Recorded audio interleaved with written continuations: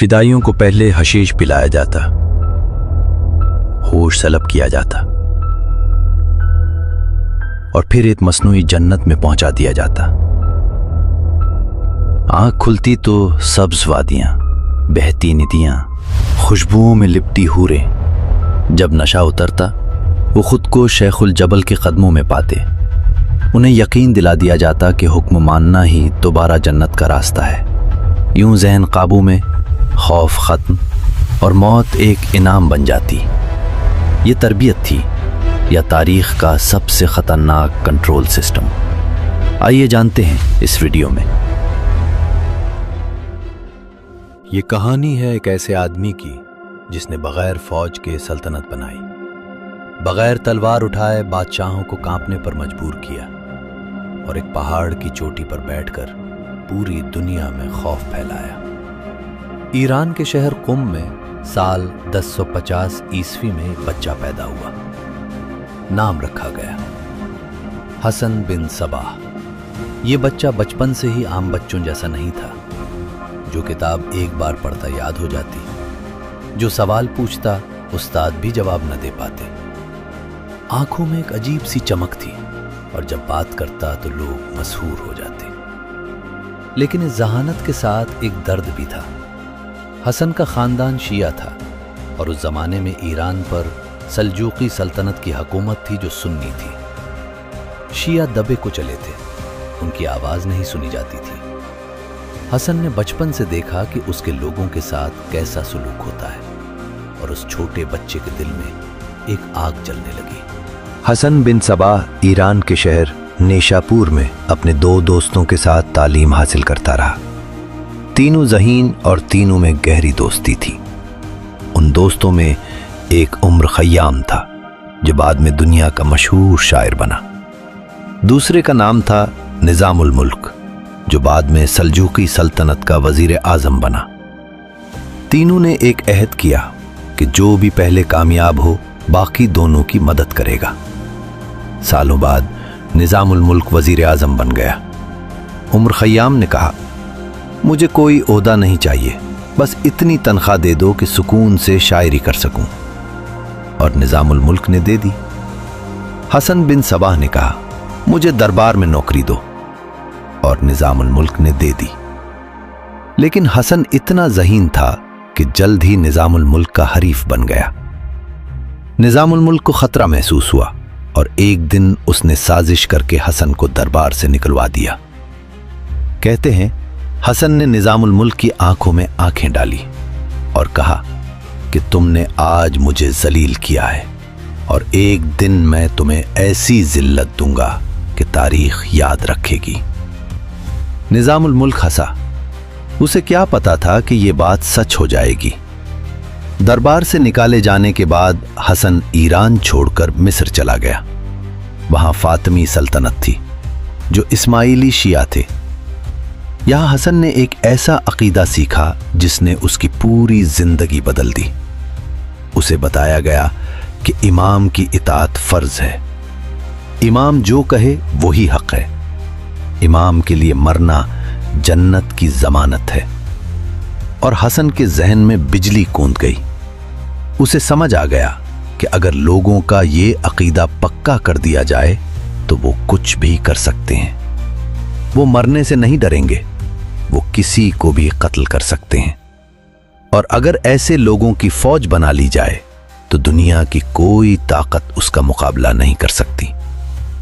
کچھ سال بعد حسن کا فاطمی دربار سے جھگڑا ہوا اور اسے نکال دیا گیا، لیکن اب اس کے پاس وہ ہتھیار تھا جس کی اسے تلاش تھی، اور وہ تھا عقیدہ۔ حسن واپس ایران آیا، لیکن اب وہ پہلے والا حسن نہیں تھا۔ اب اس کے ذہن میں ایک واضح منصوبہ تھا۔ وہ اپنی آزاد ریاست قائم کرنا چاہتا تھا، وہ سلجوقیوں سے بدلہ لینا چاہتا تھا، اور سب سے بڑھ کر وہ نظام الملک کو وہ ذلت دینا چاہتا تھا جس کا وعدہ اس نے کیا تھا۔ لیکن مسئلہ یہ تھا کہ اس کے پاس نہ فوج تھی، نہ پیسہ، نہ طاقت۔ تو اس نے اپنا سب سے بڑا ہتھیار استعمال کیا، دماغ۔ حسن نے ایران کے مختلف علاقوں میں گھومنا شروع کیا، لوگوں سے ملتا، باتیں کرتا اور جو متاثر ہوتا اسے اپنا ہمنوا بنا لیتا۔ آہستہ آہستہ اس کے پیروکار بڑھنے لگے، لیکن حسن جانتا تھا کہ پیروکار ہونا کافی نہیں، اسے ایک محفوظ جگہ چاہیے، ایک ایسی جگہ جہاں دشمن نہ پہنچ سکے۔ اور تب اس کی نظر پڑی قلعہ العمود پر۔ اب یہاں رکیے اور العمود کی کہانی سنیے۔ بہت پہلے ایران کے البرز پہاڑوں میں ایک دیلمی بادشاہ شکار کھیل رہا تھا۔ اس کے پاس ایک تربیت یافتہ عقاب تھا۔ ایک دن عقاب نے ہرن کا پیچھا کیا اور اڑتا ہوا ایک بہت اونچی چٹان کی چوٹی پر جا بیٹھا۔ بادشاہ نے گھوڑا دوڑایا۔ گھنٹوں کی مشکل چڑھائی کے بعد جب اوپر پہنچا تو حیران رہ گیا۔ چاروں طرف گہری کھائیاں تھیں، صرف ایک تنگ راستہ اوپر آتا تھا۔ دشمن کی پوری فوج آ جائے تو بھی ایک ایک کر کے آنا پڑے۔ بادشاہ نے فوراً فیصلہ کیا، یہاں قلعہ بنے گا، اور اس قلعے کا نام رکھا گیا العمود۔ فارسی میں اسے عقاب کا گھونسلہ کہتے ہیں۔ قلعہ العمود تقریباً 200 میٹر اونچی چٹان پر تھا۔ یہی وجہ تھی کہ یہ قلعہ ناقابل تسخیر سمجھا جاتا تھا۔ حسن بن صبا نے فیصلہ کیا کہ مجھے یہ قلعہ چاہیے، لیکن اس کے پاس فوج نہیں تھی کہ حملہ کر دے، تو اس نے کچھ اور کیا۔ اس نے اپنے چند وفادار پیروکاروں کو بھیجا۔ یہاں عام لوگوں کے بھیس میں تھے، کوئی مزدور بن کر گیا، کوئی تاجر، کوئی مسافر۔ قلعے کے سپاہیوں سے دوستی کی، ان کے ساتھ کھانا کھاتے، رات کو آگ کے پاس بیٹھ کر باتیں کرتے اور ان باتوں میں آہستہ آہستہ اپنے عقائد شامل کرتے۔ ایک سپاہی متاثر ہوا، پھر دوسرا، پھر تیسرا۔ 1 سال گزر گیا اور پھر حسن بن صبا خود آیا، بھیس بدل کر عام آدمی کی صورت میں۔ کچھ دن گزرے اور پھر اس نے اپنا اصل چہرہ دکھایا۔ قلعے کے مالک مہدی کو بلایا گیا۔ جب وہ آیا تو اس نے چاروں طرف دیکھا۔ اس کے اپنے سپاہی اس کی طرف نہیں، حسن کی طرف دیکھ رہے تھے۔ حسن نے کہا، میں نے تمہارا قلعہ خرید لیا، یہ لو 3000 دینار سونے کی ہنڈی، اب جاؤ۔ مہدی کے پاس کوئی چارہ نہیں تھا۔ 4 ستمبر 1090 عیسوی حسن بن صبا العمود کا مالک بن گیا، بغیر ایک قطرہ خون بہائے۔ اب حسن کے پاس قلعہ تھا، محفوظ جگہ تھی۔ اب وقت تھا اپنی اصل طاقت بنانے کا۔ حسن نے ایک ایسی تنظیم بنائی جو دنیا نے پہلے کبھی نہیں دیکھی تھی، فدائین یعنی جان دینے والے۔ حسن نے نوجوانوں کو چنا، 12 سے 15 سال کے لڑکے، یتیم، غریب، لاوارث، ایسے لڑکے جنہیں دنیا نے کچھ نہیں دیا تھا۔ انہیں العمود لایا گیا۔ پہلے سالوں تک سخت جسمانی تربیت ہوتی، پہاڑوں پر دوڑنا، رسیوں سے چڑھنا، تلوار بازی، خنجر چلانا۔ پھر ذہنی تربیت شروع ہوتی، مختلف زبانیں سکھائی جاتی، بھیس بدلنا سکھایا جاتا، کبھی تاجر بن جانا، کبھی فقیر، کبھی سپاہی، کبھی نوکر۔ لیکن سب سے اہم تھی نفسیاتی تربیت۔ انہیں بتایا جاتا کہ امام کے لیے مرنا جنت کی ضمانت ہے، اس دنیا میں کچھ نہیں ہے، اصل زندگی تو مرنے کے بعد ہے۔ اور جب یہ عقیدہ ان کے دل میں بیٹھ جاتا تو وہ کچھ بھی کرنے کو تیار ہو جاتے۔ مشہور روایت ہے کہ حسن نے العمود میں ایک خفیہ باغ بنوایا تھا جس میں نہریں بہتی تھیں، پھول کھلتے تھے، خوبصورت لڑکیاں تھیں۔ نوجوانوں کو نشہ پلا کر وہاں لے جایا جاتا۔ وہ لڑکیاں ان سے چھیڑ چھاڑ کرتیں اور ان کے جسموں کو مخصوص انداز میں چھوتیں، جس سے لڑکوں کو ایسا لگتا کہ وہ شاید جنت میں ہیں۔ پھر واپس لا کر کہا جاتا، اگر امام کے لیے مرو گے تو ہمیشہ وہیں رہو گے۔ یہ سچ ہے یا جھوٹ کوئی نہیں جانتا، لیکن ایک بات یقینی ہے، فدائین موت سے نہیں ڈرتے تھے۔ انگریزی لفظ اساسن اسی تنظیم سے آیا۔ اب حسن کے دل میں ایک آگ جل رہی تھی، نظام الملک، وہ آدمی جس نے اسے ذلیل کیا تھا۔ وقت آ گیا تھا حساب برابر کرنے کا۔ سال تھا 1092 عیسوی۔ نظام الملک سفر پر تھا، سینکڑوں محافظ ساتھ تھے، بے پناہ سیکیورٹی تھی۔ لیکن ایک صوفی قریب آ گیا۔ اس نے کہا، حضور عرض ہے۔ نظام الملک نے کہا، آنے دو، فقیر ہے۔ صوفی قریب آیا اور اگلے ہی لمحے خنجر نظام الملک کے سینے میں تھا۔ दुनिया का सबसे ताकतवर आदमी जमीन पर गिरा, तड़पा और मर गया। फिदाई पकड़ा गया, टुकड़े टुकड़े कर दिया गया, लेकिन वो मरते दम तक मुस्कुराता रहा। अल-अमूद में हसन को खबर पहुंची। कहते हैं उस रात हसन ने कहा, मैंने अपना वादा पूरा किया। उसके बाद फिदाइयों ने दर्जनों अहम लोगों को कत्ल किया। सलीबी सरदार मारे गए, सल्जूकी उमरा कत्ल हुए, बादशाह महल्लात में भी महफूज नहीं रहे। सबसे खौफनाक बात यह थी कि किसी को पता नहीं था फिदाई कहाँ है। वो सालों किसी के घर में नौकर बनकर रहता और एक दिन अचानक खंजर निकालता। हसन बिन सबा 35 साल अल-अमूद में बैठा रहा और उन 35 सालों में सिर्फ 2 बार बाहर निकला। बाकी वक्त किताबें पढ़ता, सोचता और हुक्म जारी करता।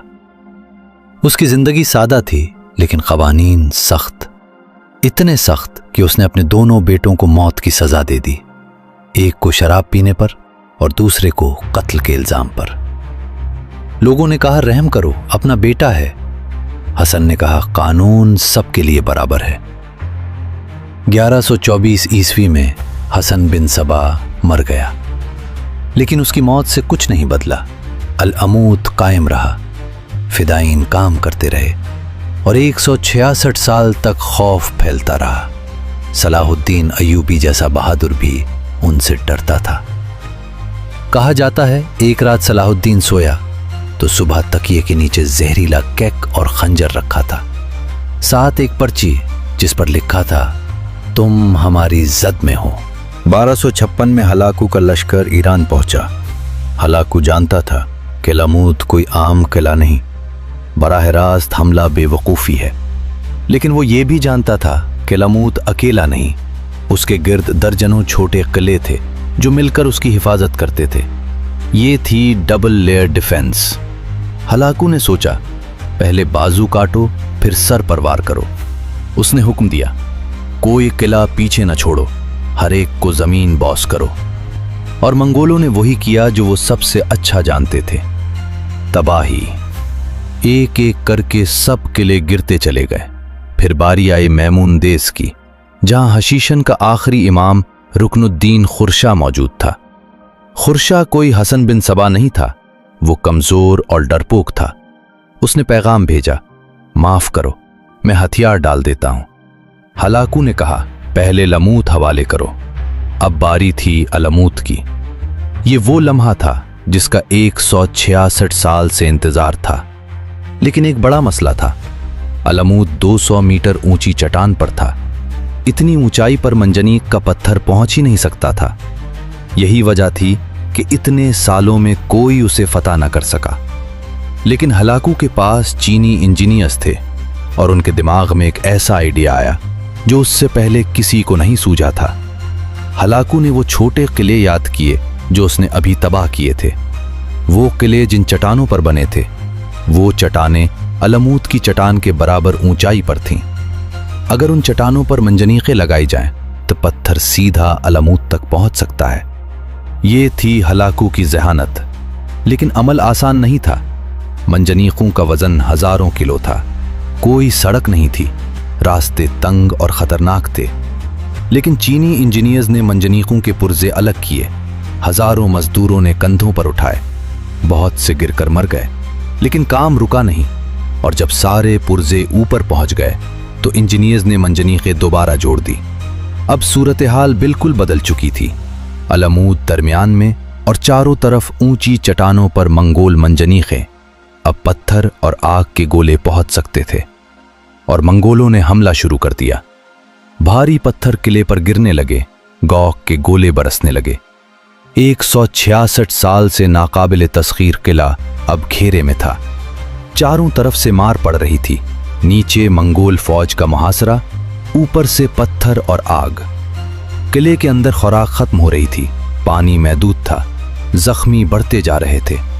फिदाइयों ने मुजाहिमत की कोशिश की, लेकिन उनकी तरबियत छपकर वार करने की थी। खुले मैदान में जंग लड़ना उनके बस की बात नहीं थी। दीवारें गिरने लगी, इमारतें जलने लगी, उम्मीद खत्म हो गई। खुर्शा ने पैगाम भेजा, मुजाहिमत छोड़ दो, हम हार गए, और उन्होंने हथियार डाल दिए। दरवाजे खुले, منگول اندر داخل ہوئے اور پھر ہوا وہ جو منگولوں کی پہچان تھی، قتل عام۔ بوڑھے مارے گئے، جوان مارے گئے، عورتیں مارے گئیں، بچے مارے گئے، کوئی نہیں بچا۔ 166 سال کی سلطنت ایک دن میں ختم ہو گئی۔ وہ قلعہ جس سے بادشاہ کانپتے تھے خاک میں مل گیا، عقاب کا گھونسلہ زمین پر آ گرا۔ یہ کہانی ہمیں ایک سبق دیتی ہے، کوئی قلعہ ناقابل تسخیر نہیں، کوئی طاقت ہمیشہ نہیں رہتی، بس صحیح حکمت عملی چاہیے، صحیح تیاری چاہیے، اور یہ یقین چاہیے کہ ناممکن صرف ایک لفظ ہے، حقیقت نہیں۔